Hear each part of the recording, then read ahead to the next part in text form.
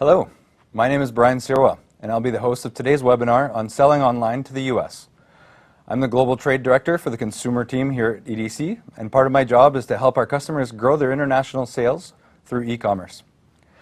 As you can guess, it's an exciting time. Global online retail sales are poised to hit the $6.6 trillion mark within the next 2 years, and that doesn't even include the B2B e-commerce numbers. I hope you're ready to take advantage of this online surge, because if you're not, you're seriously missing out, especially when it comes to selling to the U.S. In many ways, the U.S. is an obvious and convenient market for Canadian exporters. They're close, we share a common language, and not to mention similar consumer tastes. But here's the kicker. American consumers are buying online, big time. In 2017, e-commerce sales in the U.S. reached $360 billion. That's more than all of Canadian retail sales combined through all channels. There are huge benefits to selling online. Aside from generating higher revenues, you can take advantage of having a direct link to your customers. You'll have increased visibility, and not to mention greater access to all global markets. Yet despite all of these benefits, and despite being a very plugged-in country, Canadian businesses have been somewhat slow in embracing online sales. For example, we know that far too many companies don't even have a website, and even fewer have online transaction capabilities. But we're looking to change that and help show you the way with this webinar and our lineup of amazing panelists. First off, we have Philippe Desjardins from the Business Development Bank of Canada. Philippe is going to talk about how companies can prepare themselves for selling online. He's also going to tell us about some of the great resources BDC has, especially for small businesses looking to expand their digital capabilities. Next, we'll hear from Emily King, who's a Trade Commissioner and the Head of Innovation with the Trade Commissioner Service in New York City. Emily is going to outline what steps you should take to prepare your company to sell online to the U.S. Imtiaz Kamrali will be our third panelist.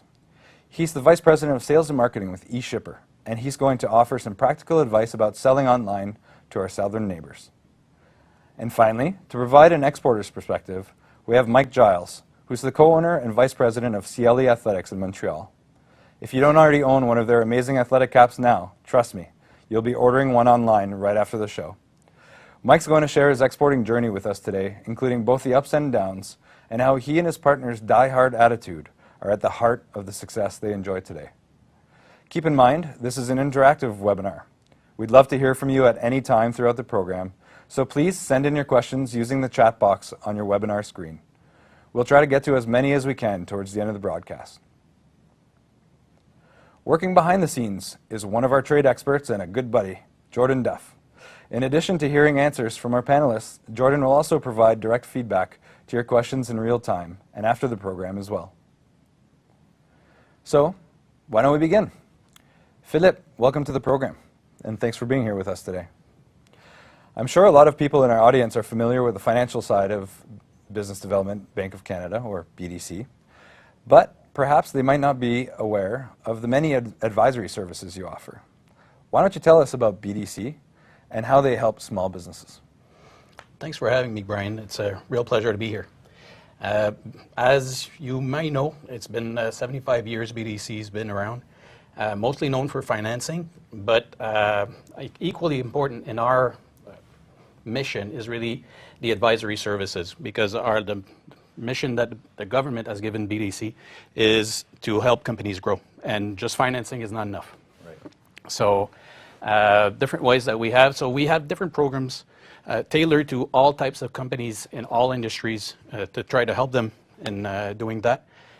My team, the business technology and innovation team, we're there to help businesses leverage technology, but it goes beyond just technology. It's really making sure that we have all the ingredients that make success of using technology, which goes way beyond, and maybe we can speak to that a bit later. Sure. We also have a sales and marketing practice that helps generate top-line revenue. We have operational efficiency team that helps redesigning your process, optimizing, reducing waste. We have a whole group of people working with smaller entrepreneurs with really quick hits, quick mandates, mostly coaching in all of these fields and more. And we have also one big program, 2-year program for bigger companies where we really go there to work with the leader, the CEO most of the time, to bring them to the next level, really growing and compete globally. Outstanding. Now, the numbers are pretty staggering, and clearly there are lots of opportunities to make money selling online. So why is it that so many smaller companies are operating without a website? And what advice do you have for the smaller businesses in our audience in that regard? The smaller companies, you have to remind that they're all like working a lot of hours with limited resources. And building a website is a big project for any type of company. And if you don't have resources that you can pull and just allocate to that, it's seen as a big problem or a big project. And the other issue is they don't really know what are the benefits and the opportunities that are out there. So not knowing all of these things and seeing that it's a real big project, they fear and shy away from investing there, although they should. So it's important to really surround yourself with the best people to really coach you and bring you, do some of the work with you. We all know and we all agree here on the panel that it's crucial for the Canadian entrepreneurs' success to be online and be successful. So the issue really is a lack of resources, whether it's human resources or financial resources, and not understanding the potential that online can bring. Right, right. Thanks for that. Now, what are some of the things companies should be aware of when selling online? Are there specific steps that they should take to better prepare themselves? Absolutely. First and foremost is really understanding who you're selling to. You know your product, but you need to understand. So what are their lives? Why would they buy from you? So the most important thing is to start there and understand what's that and what's the value. Why would they buy from me? So I need to have a value add. I need to have a unique selling proposition and make it clear to them. Make sure that you make their lives easier. So once you understand that, you really have a basis for good communication and say, I understand what you need. I'm sure that my product can help you. Here's what you need to do in order to fulfill that. That sounds simple, but you need to surround yourself with professionals. So copywriting is super important. It's not because you don't make grammatical mistakes that you know how to write for the internet. SEO, you want to make sure that your pages show up in search results. Well, there's a technique to that. And there's a way to write your content in a way that it's going to be appealing to the visitors on your website.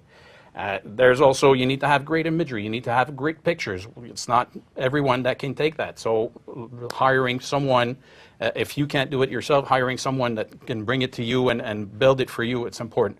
And always keep in mind that what the client is going through when they're coming to your website. What are they looking for? Make it easy for them. And if you have different tools to really leverage your value add, your value proposition, it needs to be living online.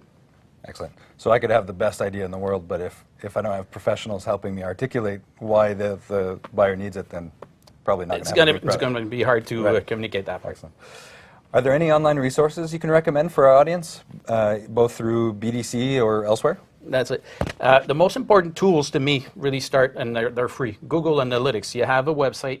If you don't, the first thing you do once you put your website online is you have Google Analytics. You need to understand what's going on your website, and because what you can't measure, you can't improve. So first thing you're doing there, so that's going to give you great insight. Again, you need someone who's going to help you configure that. As is, it's pretty, it's way too wide, and it's not going to give you insights that you need to make decisions on. The other tool that goes hand in hand with Google Analytics would be Google Search Console, whose is a great communication platform with Google to understand, okay, here Google is telling you what they see and their perception of your website. And it's also a communication where you're going to tell Google, hey, this is the important thing for me. These pages are important. Make sure that you're seeing everything and you react to the feedback Google is giving you through Google Search Console.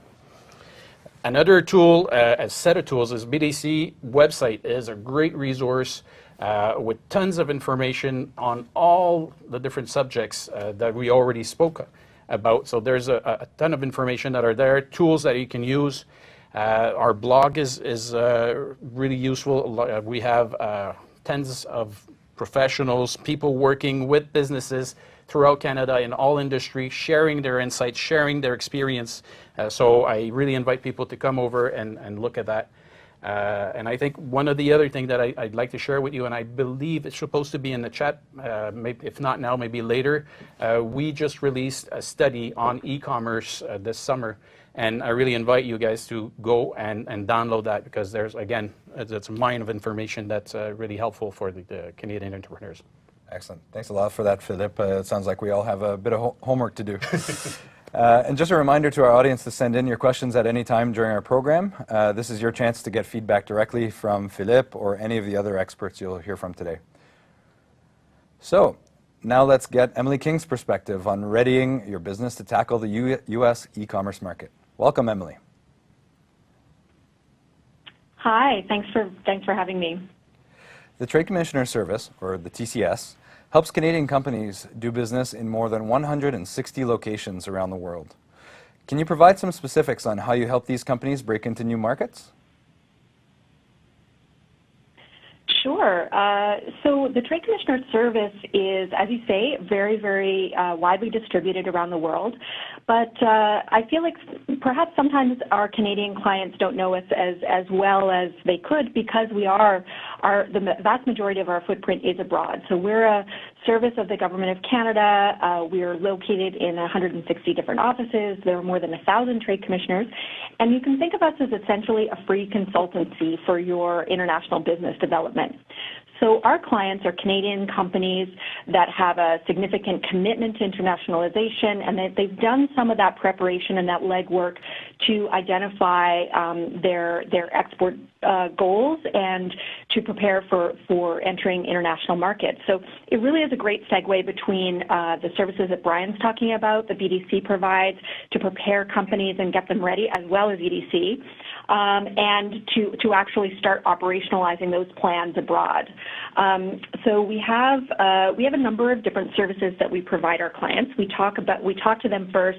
We have a network, as I said, across the world, but also a network in Canada of regional offices that can do a first cut with companies to establish whether their international business development plan is sort of strategic enough, where they might go to do additional research, and how to prepare for those international markets. And then also to help companies do a bit of competitive analysis. The world is very large. It can be very difficult for Canadian companies to see how they fit into the great ecosystem of things. And even our biggest market, the United States next door, is a very complex series of submarkets, and depending on the company, they might need a greater level of analysis than simply saying, I want to enter the U.S. market. And maybe it's a region, maybe it's a city, maybe it's an ecosystem, maybe your customer is clustered in a particular place or diversified across the country. Those are all questions that we would work through with our clients. And then once that discovery process is done and the client feels confident, and we feel confident that you're set up for success, then we can actually talk about, well, what do you do when you come to the market? How can we help you save your money in terms of travel costs, going to trade shows, things like that? Let's identify where the strategically best point of entry is and how to do it once you're there. And then if you are in the market, we can help amplify your message and create positive, good contacts for you. So the idea behind that is, when a company has done that legwork, we can't do it for them, but once they have done that legwork to really identify the right target market or to follow up on leads that they've already generated through their own sales processes, that we can perhaps create events or activities that highlight their message in the market, or to introduce them to some of our contacts and network in the market. So I'm here in New York City. It is a market of, the city itself is a market of 8 million people. So this city alone you should think of as a country, and me and my team really work in New York City as if it is a country. We can't cover everything, but we do our best to cover the kind of key verticals that are most popular in this region, such as finance, media, obviously ICT, tech. Those are all things that are really important in this market. So each trade commissioner brings their own value because they're bringing the local intelligence to bear on your business development plans. Outstanding, and I think it's worth repeating that all of that value that you've just mentioned is free. The U.S. is a very important e-commerce market. So how can Canadian companies take advantage of that? Let's say I'm a small company that's already selling online domestically. What steps should I take to prepare myself to sell online to the U.S.? So again, I think to build a little bit on what Brian was talking about, the key part of this question for me is that this company is already selling online and has some of those search engine analytics set up, has some knowledge of their customer already in the domestic market. That's such an important step. Unless a company builds with a U.S. audience in mind right from the beginning, it is important to test your systems with a domestic market so that you can learn more about your customer, what works, what doesn't, what is your rate of return, how are you going to manage your inventory, is your search engine optimization working for you, what are your various marketing platforms, and how are you reaching your customers, and what is their response? I mean, one of the amazing things about selling online is that you actually have an extremely great relationship with your customer. You get a lot of feedback, both positive and negative, and in real time on the quality of your products and your quality of your services. So when that Canadian company is selling domestically, I would say use that knowledge that you've gained from that experience to think about expanding that into this very, very large 10, 15, 20, 30 times larger market. And then do your homework. Think about where you might have a bit of a blind spot. And one of the clients that is cited in a recent report that we did said, expanding into the U.S. using e-commerce is 70% research, 20% planning, and 10% execution. So it's really gathering the power of that data that your own e-commerce site has developed for you. Use it to track your customer's response, and also keep in mind that the U.S. customer is generally ahead of the Canadian customer in terms of adoption of buying online, comfort with websites and platforms, and but really is a savvy consumer, has very, very little tolerance, at least in my experience in the New York market, has very little tolerance for error. So you really do need to ensure that your systems are firmly and well tested before disappointing customers in this very fast-moving market. More and more customers in the large cities are used to same-day delivery or possibly even less. They're used to seamless return processes and don't really care whether the fulfillment center that is pushing their product out to them is in Canada or the U.S. They just want to feel like they have a connection with the brand and that they're going to get great customer service. Excellent. Thanks for that, Emily. I'm guessing that a lot of companies think that selling to the U.S. is exactly the same as selling in Canada. There's currency conversion, shipping issues, but those are all pretty obvious. Are there some not so obvious challenges that Canadian online retailers should be aware of?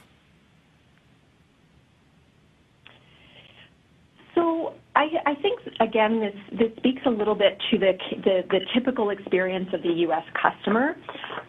What may not be so obvious is just that lack of tolerance for error, slowness, regulatory or tax hassles.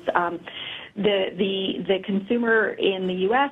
is the most, I think, privileged consumer on earth. Really has the largest companies sort of catering to their demands and needs. So it is important to stay up those trends, to understand what the big platforms are able to offer you in terms of when you're making a decision, are you going to sell using one of the large platforms, or are you going to go at it using your own website?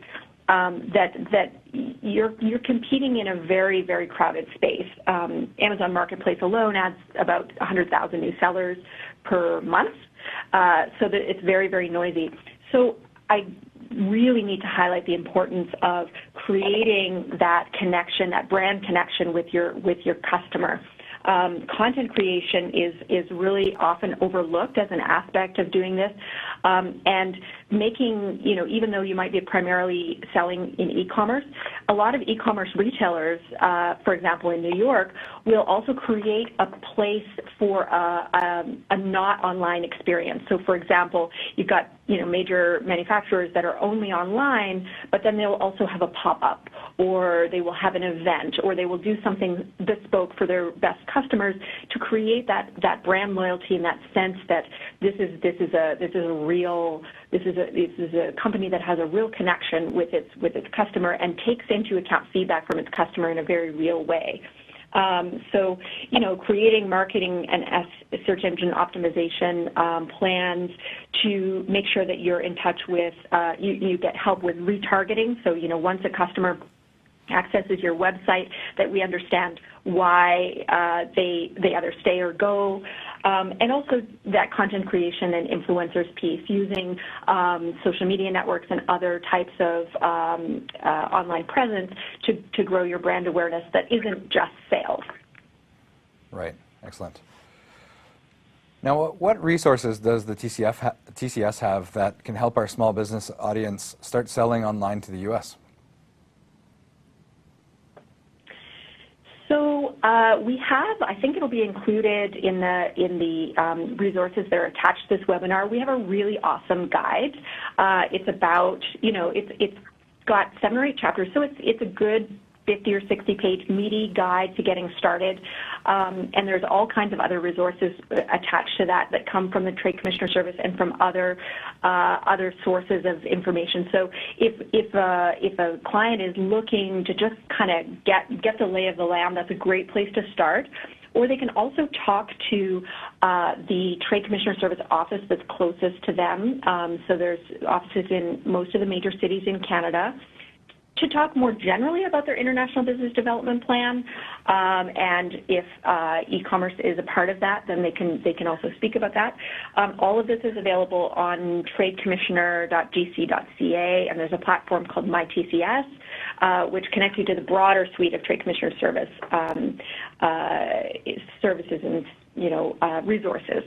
So I would love it if people would check that out, but know that there are a really great variety of resources across the spectrum, BDC, EDC, Trade Commissioner Service, and others that kind of work hand in glove to help you on that whole journey. Outstanding. That's a great point. Now, for those in our audience looking to get in touch with the TCS for the first time, it's best to reach out to the regional office closest to you here in Canada rather than contacting an international trade officer. Is that right, Emily? Yeah, I think that's really the best approach, because those regional offices are in your local time zone. They can help you to kind of identify what the best markets are. You might already have a great idea of your target markets, and you might have already met trade commissioners in your international travels, but certainly the regional office is a great first point of contact, and it's kind of a one-stop shop for getting into the entire network. Excellent. Thanks for that. Next up, we have Imtiaz Karmali from eShipper, who's going to provide some online selling tips and advice to grow your U.S. customer base. Thanks for being here, Imtiaz. Thank you for having us. So why don't you give us a quick rundown on eShipper? Yes, so eShipper is an online technology platform for small and medium-sized businesses to basically get the most out of discounted shipping rates. It's an online platform that allows you to contrast and compare between different shipping services and get the best online rates available. And we take it one step above. Philip had mentioned this about BDC. It's not just about giving them money, it's about showing them what to do with it and really providing that value add. So eShipper takes a strong stance on consulting with each one of our clients, whether they're entrepreneurs, startups, or large businesses, and really shows them and educates them on what trends are going on in the industry, and really how to get the best out of your e-commerce trail. Above and beyond that, as a technology company, we also provide shopping cart integrations to the likes of Shopify, Etsy, Amazon, and many more shopping carts. We also have a fully fledged fulfillment house across Canada, one in the East Coast and one in the West. And so we really enable our clients to use eShipper as a one-stop shop where they're able to import their products from their manufacturer. We can help them with the custom clearance. We can also hold their inventory in our facilities, and then above and beyond them, provide that final mile delivery, whether it's going to a retail store, a wholesaler, or their e-commerce orders to a final customer. Excellent. Now, I'm guessing that a lot of Canadian companies look at the U.S. as an extension of the domestic market, but it's important to remember that there are certain rules, right? What should they keep in mind? What should they keep in mind in preparing themselves to be able to accept and fulfill orders within the U.S.? Absolutely. So some of the general feedback and numbers that we see from an eShipper perspective is that anywhere between 30 to 50% of our clients have the ability to sell product to US clients. And when they do that, what we tend to see is 40 to 60% of their sales actually go into the US. So opening up that market is key to your sales and revenue numbers. But there are rules and regulations because there is a border in the middle, and there is a tactical way of getting your products across. So the first and foremost advice we would give you is always have a registered custom broker. They know the rules and regulations of your product. They understand the classification, any tariffs that are involved, and it's their duty to then make sure that that product crosses the border seamlessly and in due time. What happens if it doesn't? There are delays. There are rental charges to be paid at the border, and there are all sorts of other costs involved. So you really want to make sure that you partner up with the right type of broker who understands your business. Classification and documentation is key. Understand your product, understand the rules. And Canada itself has export regulations as to what you are allowed to export and what you're not. So be on top of that. That's really, really key. NAFTA is another big deal for Canadians. Understand the trade agreements that we've signed with the US. NAFTA is a great tool for all of us to be able to go over some of the costs that would normally be inducted in specific products. NAFTA allows us to get across a lot of those. So understand your product and understand how trade agreements can really benefit you. Above and beyond that, I think when it comes to the product that you're actually trying to sell into the US, if it's a digestible product or a product that goes in the body, it will need FDA compliance. There is certifications that you need to go out there and get, and there are tons of companies that will help you to get these. But one step above that is that every FDA product that goes across the border will have some level of extra checking that needs to be done, and there are extra costs involved with this. So as a company, as eShipper, we have a variety of options that we can provide our customers as to how to get over some of these costs and make sure that it's efficient for you as well as your customer. Because the last thing you want to do is really have additional costs on the customer when they receive that product. Going into the US, you've got to understand the demand. They have 10 times the population we have. So when you are enabling your website to start selling into the US, and we all hope that you're very successful in doing so, ensure that you have the right process in place, that you can scale your business 10 times if it needs to. You have the right inventory in place and the right solutions when it comes to fulfillment and shipping. Market the right product to the right areas of the US. You don't want to be selling a winter jacket to a land that's always hot. And most importantly, understand and manage your customers' expectations. So shipping is a big one. Duties, you do not want your client to pay duties when they receive your product, and transit times, as Emily had suggested earlier, the US is very used to having the best services in the world because a lot of the big brands spend a lot of time in ensuring that they have the best solutions for these consumers. So ensure that your clients' expectations are managed correctly. We are constantly helping our clients write their FAQ pages and ensuring that the client and their consumer actually understand what the process is all the way through to delivery. Emily had mentioned something around reviews. I think reviews is a key thing, something that you can take advantage of or something that you can run away from. Reviews are the way I buy products. So if I go on a website and I see lousy, bad reviews, it really stops me from buying a product. Whereas when I see really good reviews and 5-star reviews, it really pushes me over the edge, and I want to be part of that same review structure, and I want to be part of that clan.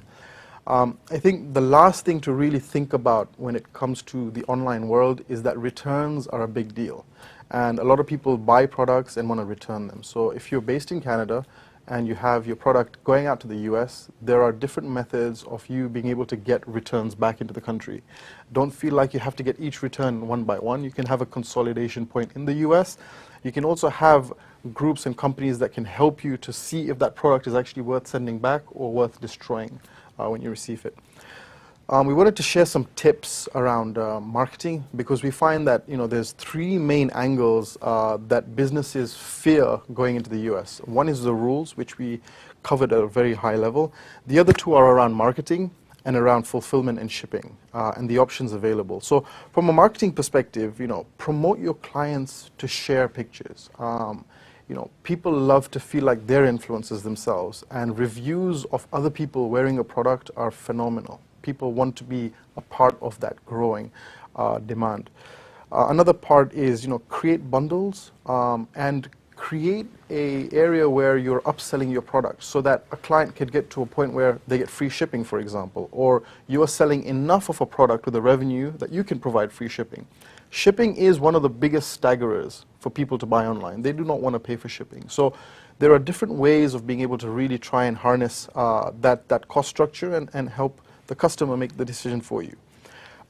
Third-party logistics, 3PLs, are a great asset to businesses to outsource a lot of the fulfillment side.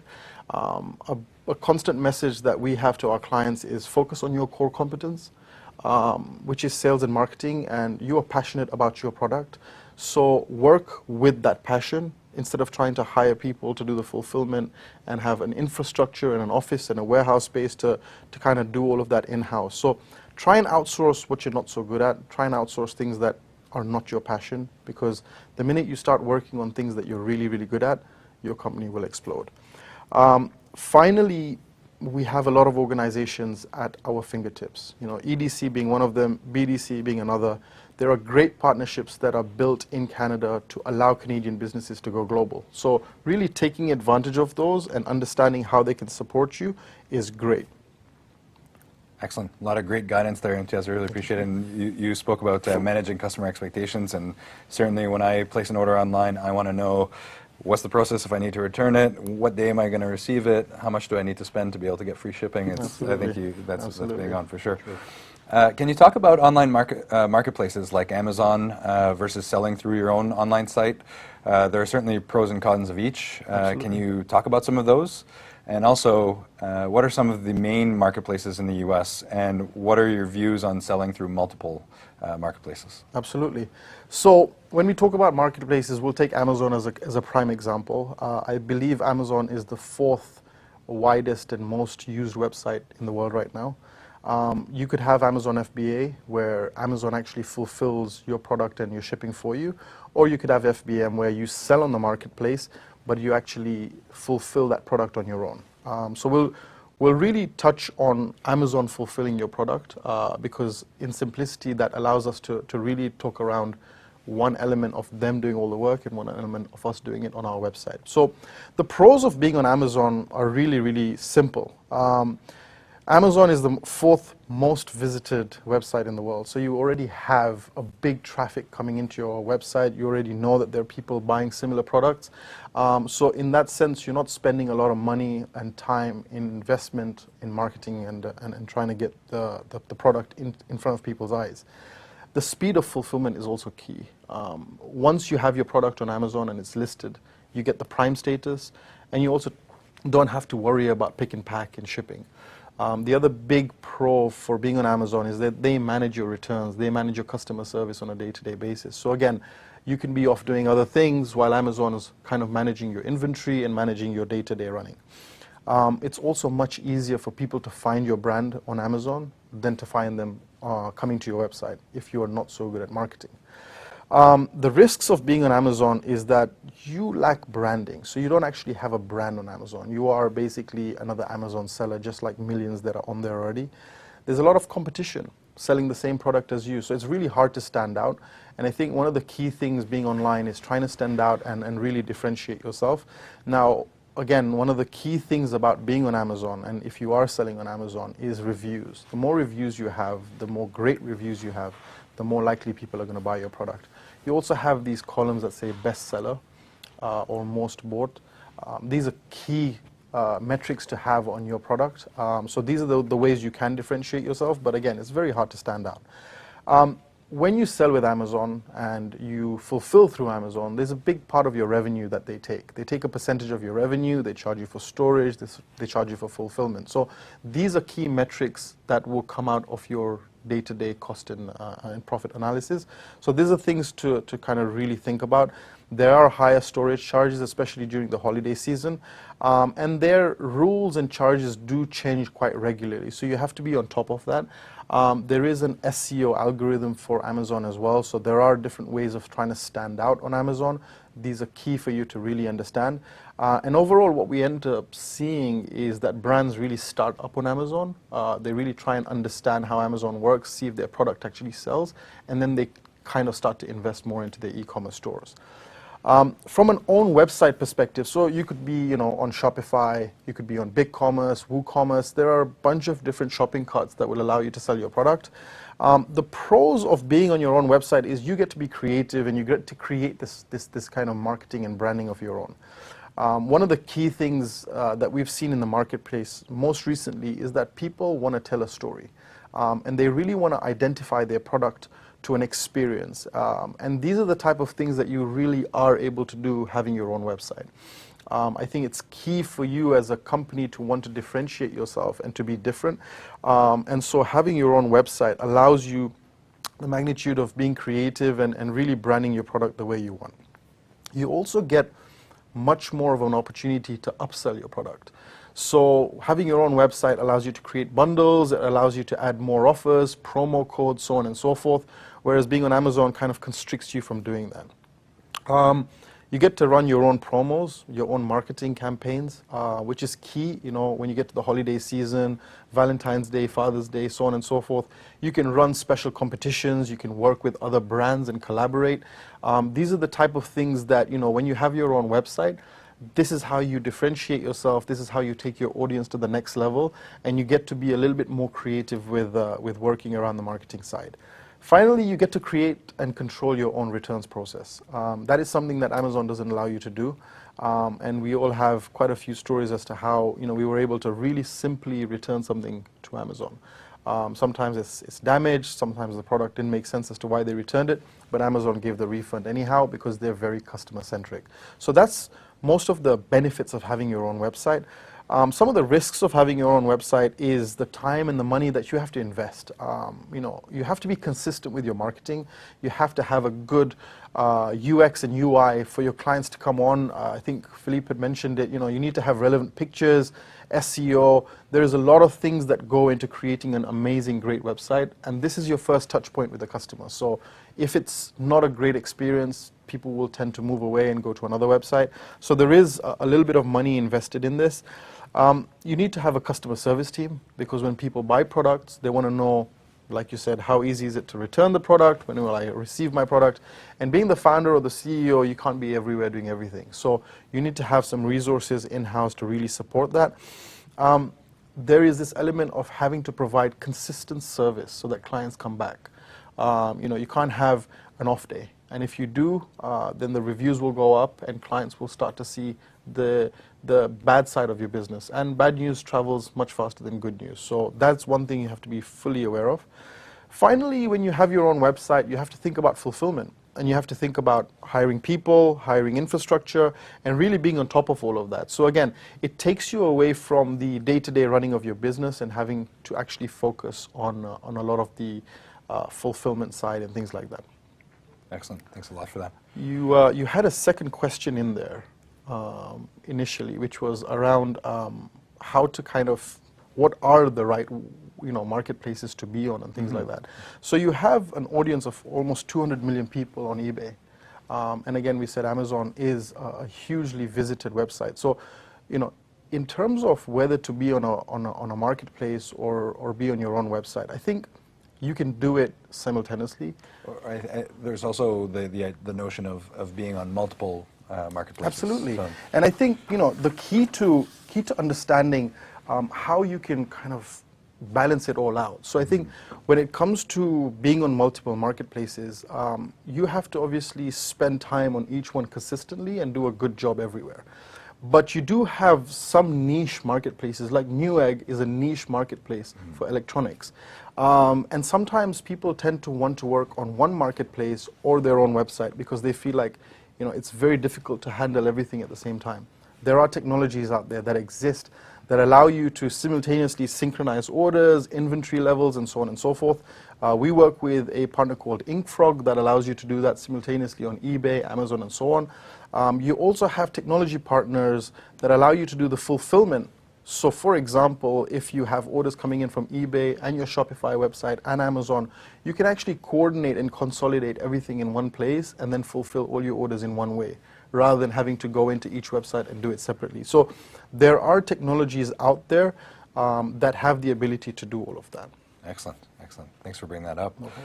Now, for companies that don't yet have a website or aren't happy with the one that they have, are there any quick solutions out there that you can recommend? And how can the little guys compete with Amazon? Absolutely. So a lot of time that we spend are on forums that have a lot of merchants that are discussing various topics, risks that they're about to take, feedback that they're looking for, so on and so forth. So one of them is a website called Shopify Entrepreneurs. It's a Facebook group with over 80,000 merchants.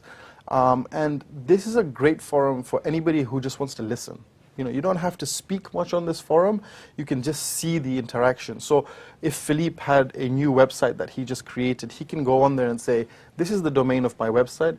Please give me some advice on what you feel my pictures look like, or the description that I've created. How is the user journey? Does it flow? These are free areas where, as a small business or an entrepreneur, you don't have the money to go out to a niche agency and spend money. You can actually, this is your first building block to really getting the best feedback from merchants that are doing this on a day-to-day basis. One of the things we've invested in a lot recently is actually hiring founders. So we hire business owners or founders who started their business a year or two ago because they can interact with our customer base so much better than a sales rep can, because they actually have been through creating their own business and really, going through and slaving away, thinking about all the different ways that they can market their product and so on and so forth. So you're dealing with a bunch of founders here, and there is no better audience to give you that feedback and that critique than on these forums.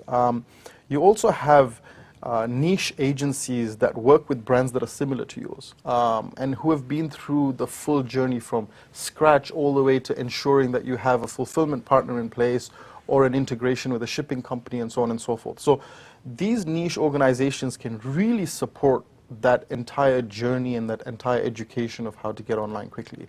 I wanted to really bring up an example of a very, very successful business that we work with. They're called Hush Blankets, and they sell weighted blankets, which are used for people who have sleep deprivation or insomnia. They actually started their journey on Kickstarter, and they went off and kind of did a Kickstarter campaign where I believe they were able to sell over 7,000 orders using Kickstarter and Indiegogo. They listed their product on Amazon, and the biggest issue they had with Amazon was they would run out of inventory really, really quickly. Now, they didn't need to go and invest in a lush Shopify website or a BigCommerce website and really start by creating the content. What they did was they had a great idea, and they pushed it out on a marketplace that was pre-sales to be able to see if the market was there. The market was there, so they ended up actually being invited onto Dragon's Den, and their show actually just went live last week. And through that journey, they created their Shopify store. They have now one for Canada and one separate one for the US to ensure that the currency conversions are looked after. But the idea was that the journey didn't have to start from a Shopify store. It started at pre-sales, and they proved that the product made sense and was able to sell, and that's when they invested in everything else. Another key thing to really understand is that you don't need to have a content-based website to sell product online. Most of the generation that's upcoming in buying product online is on Instagram, and Instagram has its own store where you can actually sell products without having an online actual content-based store. You can just have a checkout. So it's very simple to start an Instagram store. You just need to have a Facebook catalog and either a Shopify or a BigCommerce website.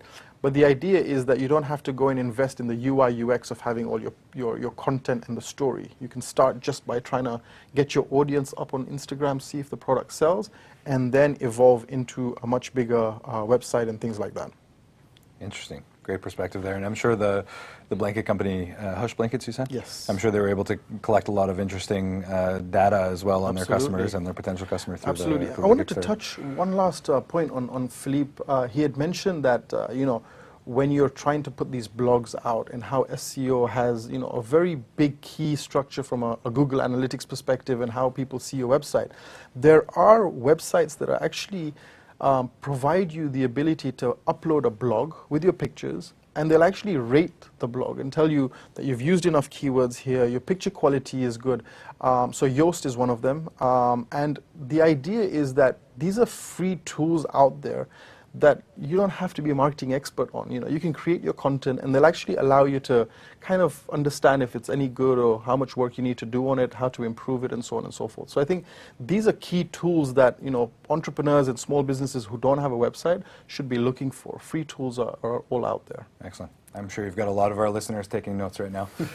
That's a lot of great advice, MTS. Thanks a lot for sharing your thoughts with us. So now it's time to get to the inside story from an exporter. Mike Giles and his partner Jeremy Bresnan sell their high-performance running caps around the world. We've got Mike on the phone with us today from Montreal, and he's going to share his experiences in breaking into the retail market, both on the ground and online. Great to have you with us, Mike. Why don't you start by telling us about CLE Athletics, and tell us what was your vision and your inspiration? 100%. Just so you know, I'm taking notes myself and adjusting my business plan as this proceeds. Outstanding. Outstanding. So CLE Athletics, we're an athletics brand with running at our core. So our tagline, however, is everybody run, because running itself is usually the root of many other sports. So we offer items that we say are both for performance and protection. So the company was founded, our co-founder, Jeremy, basically found a gap in the market. At a past job, he started run commuting to work.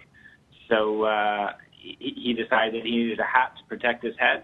But because him and myself were from a more of an action sports background, he started to look around for a simple cap, but that also met his needs from a performance standpoint, that wasn't too overly flashy or technical. So it's kind of like someone who wants to start biking, but they're not ready to put the spandex shorts on right away.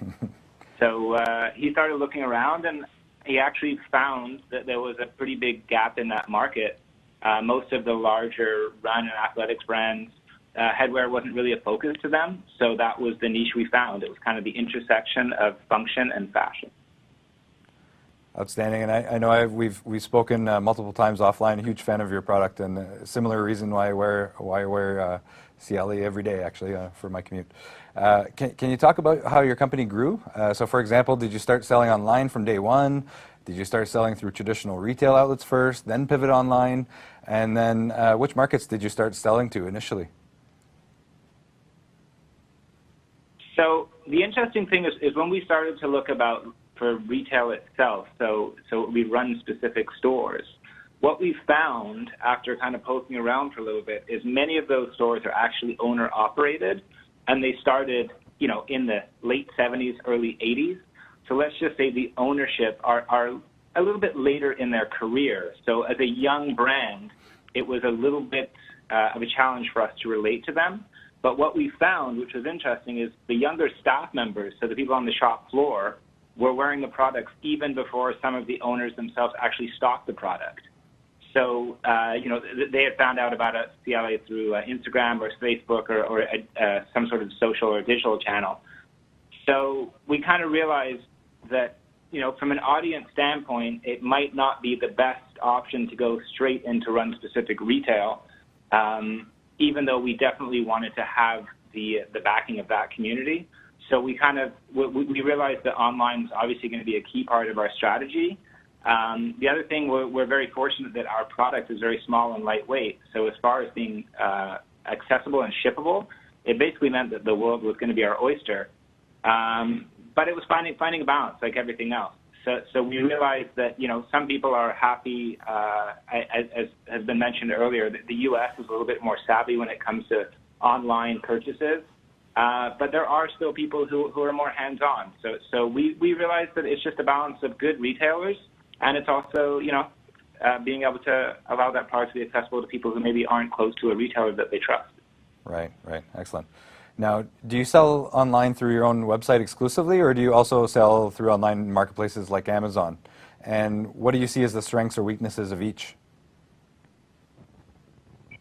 So it's funny because it was mentioned before about the competition aspect with Amazon. And so, traditionally at first glance, because the performance is something that you find out further down your journey, we realized it was going to be a little bit more difficult for a marketplace such as Amazon for ourselves. We have a consumer that makes a very calculated choice to buy our product, so we wanted to make sure that using our own website, we were able to control the experience. However, we are realizing that, as marketplaces such as Amazon, which the main thing that they offer is obviously the shipping, but also the kind of one-stop shopping where you can add multiple different products to your shopping cart at the same time. So we definitely see, and I think we've found this out with a lot of things within businesses, is there's always a balance. I don't think that, and it's the finding the strengths and the weaknesses with each channel, and then making sure you focus correctly. Excellent. And what about selling to the U.S.? What's been your experience there so far? The interesting thing about the United States, we have found, is it seems to be a little bit of a bigger, better, faster market. And unfortunately, that also usually means cheaper. Again, bringing up the Amazon type structure. So, for us, the most important thing is realizing that the opportunity is there, but it just also takes a little bit of time. And again, the other interesting that we've noticed is that opening up retail also increases online sales in that area because it becomes the brand, people become more aware of it, they become more comfortable. And so it's super interesting for us. Obviously, the thing about the U.S. is it was said earlier too, it's just the size of the market. And for us, obviously, because it is specifically we're working with headwear for the time being, it allows us to go south when the weather gets cold up here. So it allows us to keep our selling season, it lengthens it. Excellent point there as well. Now, are there any partners or programs that you've come to rely on to break into these international markets? 100%. Obviously, there's a few different facets in which we've used some of the structure. We're with BDC right now. They've been very helpful for us in structuring and helping us out from a day-to-day from our cash flow. We also do work with EDC. So one of the main programs that we benefit from early on is the credit insurance. So that allows us to ship to wholesale accounts in the United States. And it basically gives us the assurance that if for any reason something happens with that payment, we can get paid on that stuff, because as a small business, it's very difficult to have a full credit department and application and everything. And we work with the Ministère de l'Économie et de l'Innovation, so we're able to get some trade show grants that helps us to expand our market. That was outstanding plug there, Mike. I don't know if somebody provided you with a few notes there, but that was great. Thanks a lot for that. Mike, I can't thank you enough. Please stay on the line, though, because I'm sure we'll have some folks in our audience that'll have some questions for you during our Q&A. And with that said, we've now reached the final part of our program, your chance to ask our experts your questions. Thanks to everyone who's already sent in their questions. I'm going to have a look at the computer here in a moment. And remember, there's still time to reach out to us now. So let's begin with our first question. Okay. Just taking a moment to pull this up here.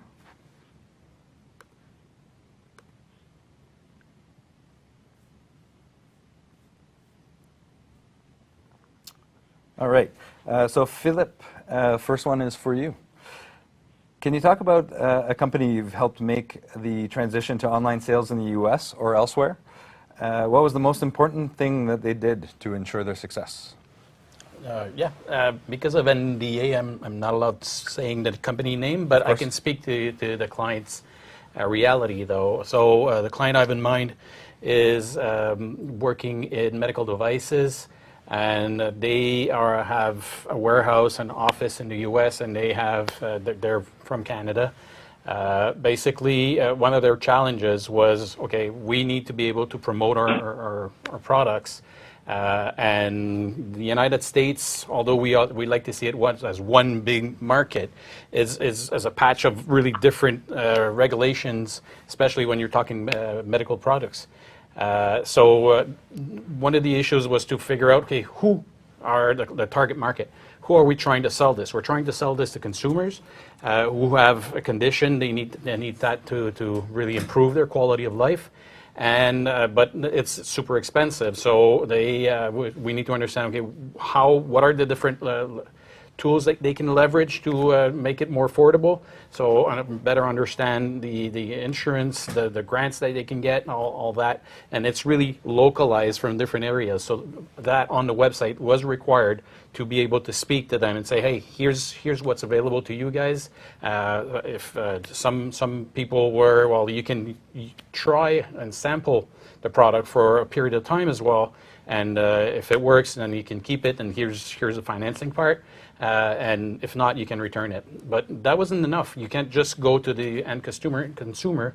They also needed to speak to the doctors and nurses who will refer the clients, the patients, to their products.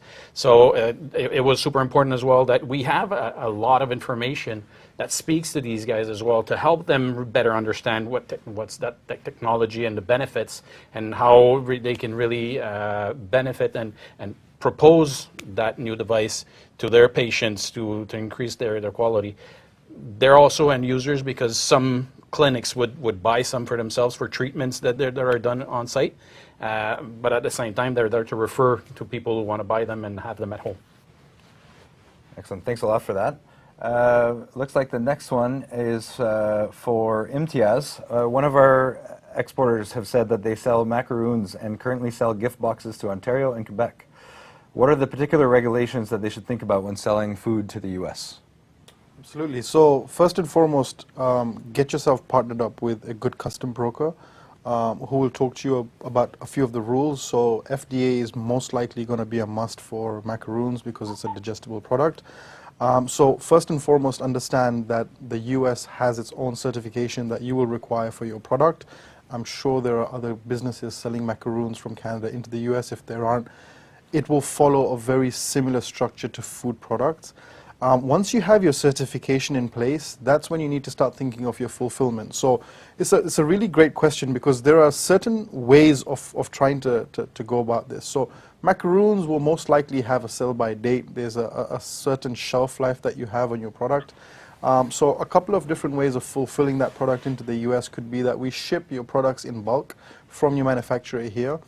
So you might do a pre-sales campaign, or you might do a larger campaign of marketing and try and bulk up maybe 50 to 100 orders, which we can take as one shipment across the border, pay the $50 or $60 for the FDA certification across the border. If it's manufactured here, there shouldn't be any duties to be paid through NAFTA. And once it's across the border, we can ship those out to the relevant customers one by one. So you can label all your products here, but they'll go into the US as one consignment. And now that they're already labeled, you're just inducting them into the UPS or USPS. For other products that are similar, so we had clients that were selling protein shakes or vitamins that have a longer shelf life, maybe a year or 18 months. This is where clients tend to either sell through Amazon USA, or they do similar things. Selling through Amazon USA gives you that kind of mindset that at least even if your product sits in an Amazon warehouse for a month or two, it's not going to go bad. So that's another arrangement that you can have, or another option you have for shipping food products into the US. But outside of that, if there are specific things that you are thinking about or looking for, do let us know. We have a bunch of different options. It's just really understanding what is driving the force and how we can get across the border for you. Excellent. Thanks a lot for that. And I think there is so much great guidance provided throughout the session. We don't have a lot of time for questions, so we actually only have time for one more. And this one, it looks like, is directed for you, Mike. If you're comfortable sharing it, can you please talk about your global sales volumes in terms of percentages? Do you sell more through retail or online? And how many countries do you currently ship to? Yeah, for sure. So right now we're in a position where we ship worldwide. We fulfill all the orders ourselves in-house. And that is obviously, it takes a series of tailored solutions, but about 50% of our overall business comes through our online channel. So it's obviously an interesting balance that we have. And then, and we've also seen it shift a little bit either way of that. And we do notice the differences. So to be where we are is a very interesting place. And out of the size of the U.S. market, it actually takes about 50% of our online sales, and then we're doing about 20% international. So it's all very relevant, the export stuff. Outstanding. So only about 20% would be domestic then? Yeah. Or 20, 30, yeah. Well, that's all the time we have for today. I'd like to thank our panelists again for sharing their expertise and perspectives with us, and to you, our audience, for letting us into your busy workday for the past hour. I hope our webinar has provided you with some useful tips for selling online to the U.S. Keep in mind our next webinar is scheduled for November 7th, when we'll be taking a look at the clean tech sector. Hope you'll join us then as well. And remember, whether you're currently exporting or thinking of getting started, EDC is here for you.